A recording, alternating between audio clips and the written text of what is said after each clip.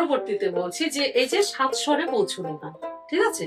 এবার সাত স্বরে পৌঁছতে এখানে এসে কিন্তু একটা মজার জিনিস হয়েছে।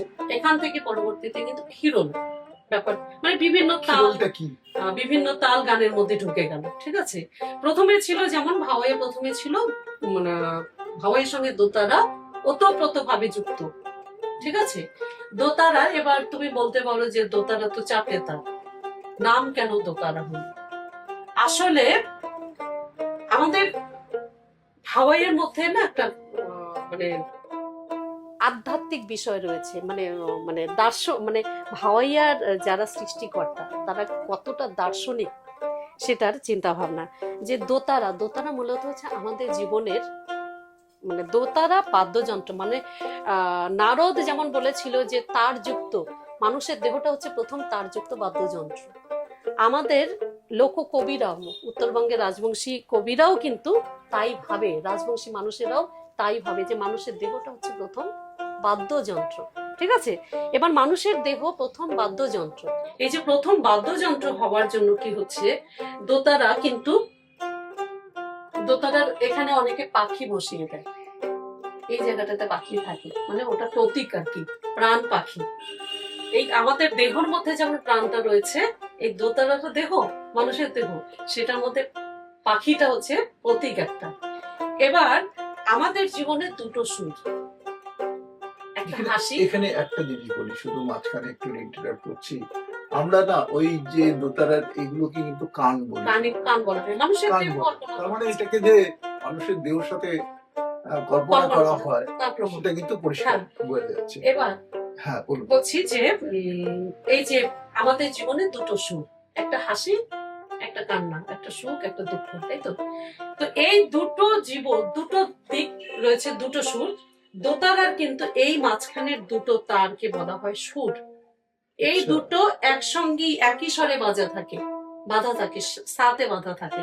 এই যে এটা আর এটা সাতে বাধা থাকে, এটা নিচের মা, মানে এটা মাতে বাধা থাকে, এটা হচ্ছে নিচের পা।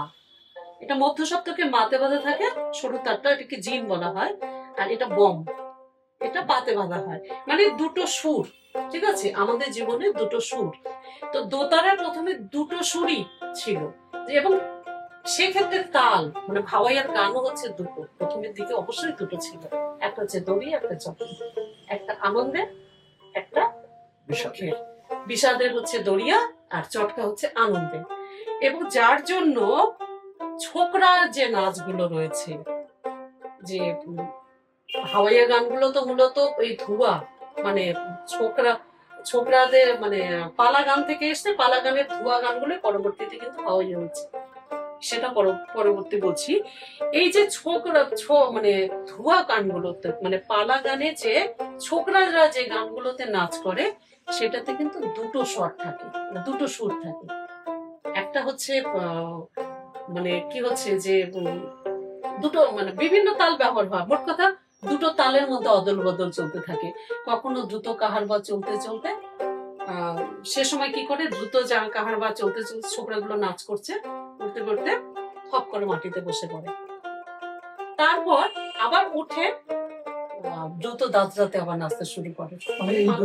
বসে যায়, বসে পড়ে আবার চলতে থাকে, এটা মানসিক, মানে আমাদের জীবন, মানে বেশি আনন্দিত হওয়ার কিছু নেই, আবার বেশি দুঃখ পাওয়ার কিছু নেই। একটা একটা সময় গিয়ে সেটা অবসান হয়, আনন্দের অবসান হবে,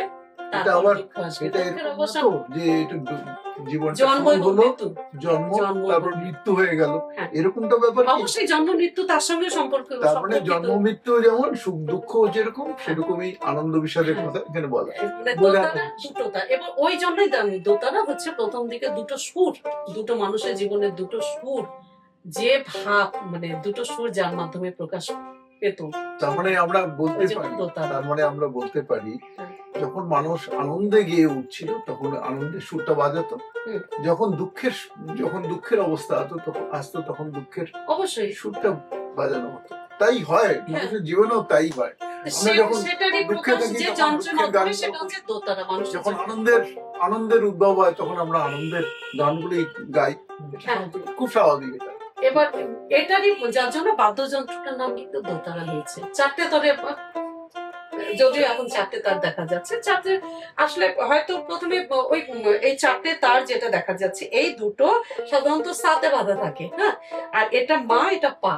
তো আগে তো আর স্টেল টিউনার ছিল না, দেখা গেল হয়তো এটাও পাতে বাঁধা হচ্ছে, এটাও পাতে বাঁধা, ওপরেরটাও পাতে বাঁধা হচ্ছে, নতুন নিচেরটাও মাতে, ওপরেরটাও মাতে, যাকে এই মোট কথা দুটো স্বরের মানে দুটো সুর আর কি, দুটো সুরের জন্য এই দোতারা নাম হয়েছে।